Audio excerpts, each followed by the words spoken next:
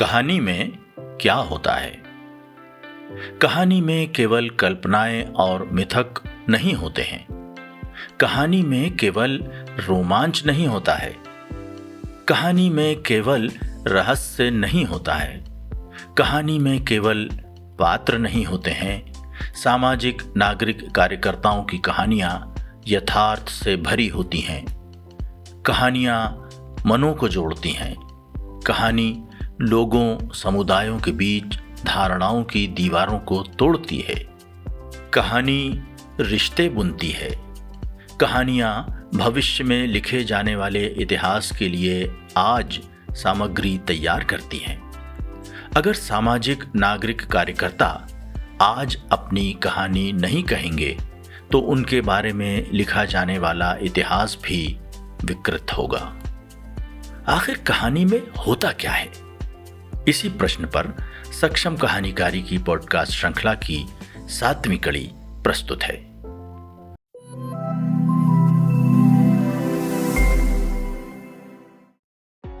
Psychology department and the neuro science institute Princeton university के professor Yuri हसो ने neuro विज्ञान के नजरिए से कहानी कहने के प्रभावों का अध्ययन किया है।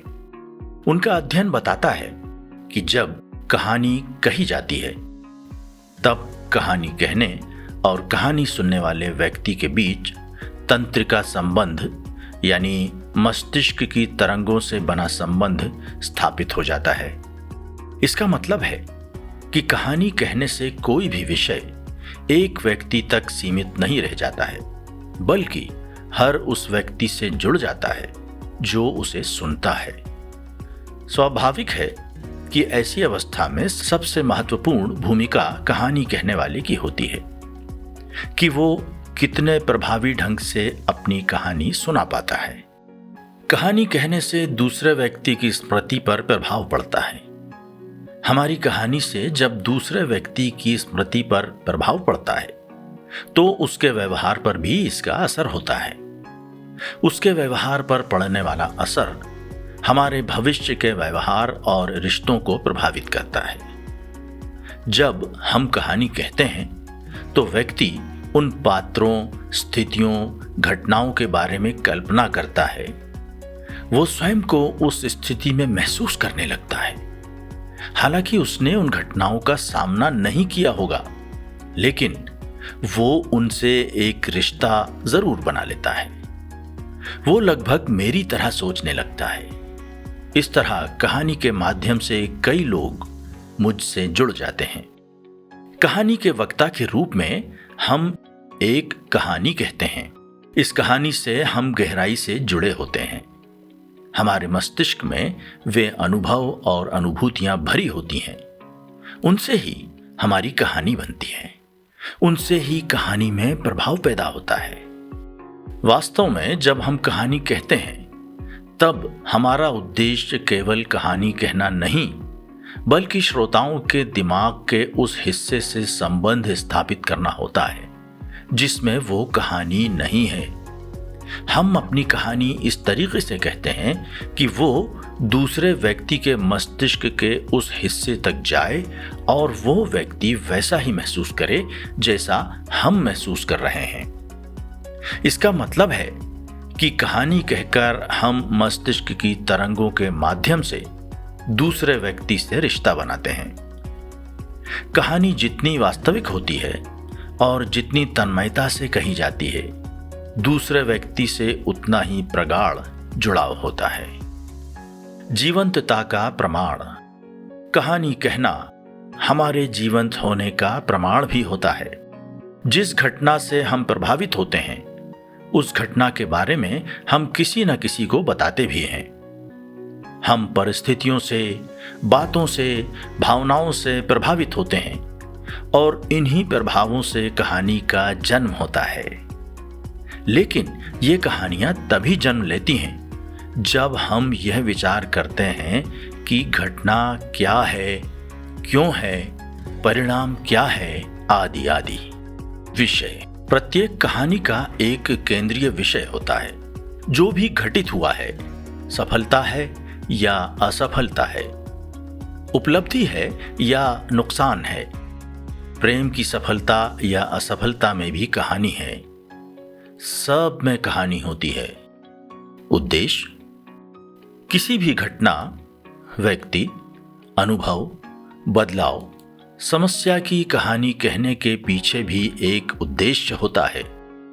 हमें यह स्पष्ट होना चाहिए कि हम यह कहानी कह क्यों रहे हैं। उद्देश्य यह होता है कि जीवन के हमारे अनुभवों के बारे में लोग जान पाएं, हमारे अनुभवों से कुछ सीख पाएं। पृष्ठभूमि, हर घटना, हर व्यक्ति, हर संस्था, हर बदलाव, हर समस्या के पीछे एक पृष्ठभूमि होती है। महात्मा गांधी ने स्वतंत्रता के लिए संघर्ष किया, लेकिन इस संघर्ष के पीछे उनके बचपन की, परिवार की, दक्षिण अफ्रीका जाने की पृष्ठभूमि भी है।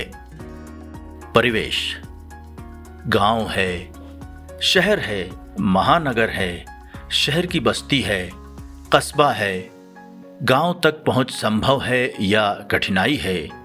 घर कैसे हैं, क्या सभी घर एक सरीके हैं, घरों के आपसी संबंध कैसे हैं, सामाजिक संरचना कैसी है, बस्ती कैसी है, महिलाएं क्या करती हैं, स्कूल हैं, स्कूल कहाँ है, पानी का स्रोत है, पानी का स्रोत कहाँ है, आंगनवाड़ी केंद्र है, आंगनवाड़ी केंद्र कहाँ है, महिलाओं के लिए किस तरह के कायदे कानून हैं, रसोई कैसी है, रसोई में क्या है, गलियां कैसी हैं, बच्चे क्या कर रहे हैं, बच्चे क्या करते हैं, बुजुर्गों की क्या स्थिति है। परिवेश यानी वो भौतिक, सामाजिक, सांस्कृतिक, आर्थिक आवरण जिसमें लोग रहते हैं। प्रभाव, हर घटना, व्यक्ति, संस्था, बदलाव, समस्या का प्रभाव होता है। गांव में लोगों के सामने आजीविका का संकट है और इस कारण ज्यादातर लोगों को पलायन करना पड़ता है। इससे उनके जीवन पर गहरा प्रभाव पड़ता है। बच्चे शिक्षा से वंचित रहते हैं। पलायन करके जहां जाते हैं वहां घर नहीं मिलता है। मूलभूत कारण, हर घटना, व्यक्ति, संस्था, बदलाव, समस्या के मूलभूत कारण होते हैं।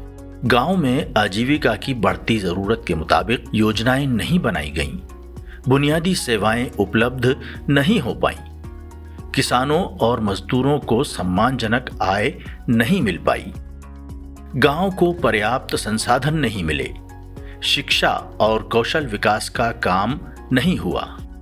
भाव, हर घटना, व्यक्ति, संस्था, बदलाव, समस्या के भावनात्मक पहलू होते हैं। महात्मा गांधी के पास वैध टिकट था, लेकिन इसके बाद भी उन्हें अपमानित करके रेलगाड़ी से बाहर धकेल दिया गया। जब लोग पलायन करके जाते हैं तब उन्हें अपने माता पिता, परिवार, खेत, नदी को छोड़कर ऐसी जगह पर रहना पड़ता है जहां कोई खुलापन नहीं है। जब अनुसूचित जाति के बच्चों के साथ स्कूल में छुआछूत होती है तब उनके मन में क्या चल रहा होता होगा। अनुभव, हर घटना, व्यक्ति, संस्था, बदलाव, समस्या में अनुभव होते हैं। परिस्थितियां या घटनाएं व्यक्ति को सोचने, विचार करने के लिए मजबूर करती हैं। प्रेरणा, हर घटना, व्यक्ति, संस्था, बदलाव, समस्या में बदलाव या बेहतरी के लिए की गई पहल के पीछे कोई ना कोई प्रेरणा होती है। बाबा आमटे, कबीर, गांधी, अंबेडकर भी अपनी भूमिका तभी निभा पाए जब उन्हें प्रेरणा मिली। लक्ष्य, हर घटना, व्यक्ति, संस्था, बदलाव, समस्या के संबंध में की गई पहल के साथ कोई ना कोई लक्ष्य जुड़ा होता है। लक्ष्य का मतलब होता है यह स्पष्ट होना कि आखिर हम हासिल क्या करना चाहते हैं। पात्र, हर घटना, व्यक्ति, संस्था, बदलाव, समस्या में कोई ना कोई पात्र होते हैं। पात्र वे होते हैं जिनके कारण समस्या है, जो समस्या के निराकरण के लिए पहल कर रहे हैं। जो योजना बना रहे हैं, जो मार्गदर्शन कर रहे हैं, जो सहयोग कर रहे हैं, जो रुकावट बन रहे हैं। तथ्य: हर घटना, व्यक्ति, संस्था, बदलाव, समस्या के साथ तथ्य जुड़े होते हैं। तथ्य वे वास्तविक जानकारियां होते हैं जिनसे समस्या या विषय को पहचाना जाता है। समस्या के कारणों को, उसके प्रभाव को पहचाना जाता है। परिणाम: हर घटना, व्यक्ति, संस्था, बदलाव, समस्या के संबंध में की गई पहल का एक परिणाम होता है। जीवन एक ऐसी वास्तविकता है जिसे कोई भी पूरी तरह से जान नहीं पाया है। अतः दो बातें याद रखना जरूरी है। पहली, कहानी केवल तभी नहीं बनती है जब कोई सफलता होती है। असफलता, सीखें और यात्रा भी अपने आप में कहानी होती है। दूसरी, कोई भी परिणाम स्थायी नहीं होता है। हो सकता है कि किसी गांव में आज कुपोषण समाप्त हो गया हो, लेकिन पूरी संभावना है कि कुछ दिनों में कुपोषण की समस्या वापस पैदा हो जाए। सक्षम कहानीकारी पॉडकास्ट श्रृंखला की इस कड़ी में आपने जाना कि हर कहानी में एक विषय होता है, उसके कुछ पात्र होते हैं, उस कहानी को कहने का उद्देश्य भी होता है। बस यह तय कर लेना जरूरी होता है कि कोई भी व्यक्ति या समूह हमारी कहानी से क्या नया जानेगा। कहानी कहने का उद्देश्य किसी को प्रभावित करना नहीं, उससे रिश्ता कायम करना होता है।